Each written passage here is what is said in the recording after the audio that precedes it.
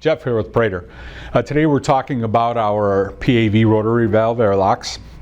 And what I'd like to talk about here is the different types of bolt-on tips we can put on our rotor. So this is our standard 8-blade open-end rotor. Used in a vast majority of our applications.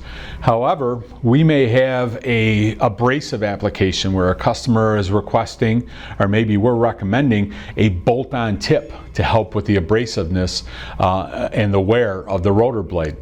What it is we basically take a portion of the airlock blade off right here, and we will bolt those tips onto these body of the vane here.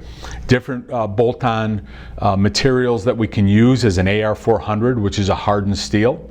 If it's a stainless steel airlock, we can use a 17-4 stainless steel tip to help with the wear. We also offer rubber tips, cloth embedded rubber wipers. And what they're used for is maybe we have a stringy material or a fibrous material that the customer needs to move through this airlock.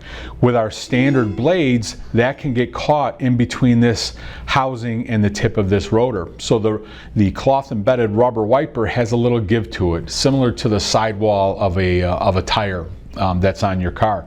So when it rotates and it feels like it's getting stuck, that rubber will give a little bit and let the rotor continue to turn. Now, the rubber wipers with pressure underneath, maybe not the best idea because they won't hold that pressure very well. But if there's no pressure and you don't want to have that jam up because of the fibrous material, cloth embedded rubber wipers are a great option.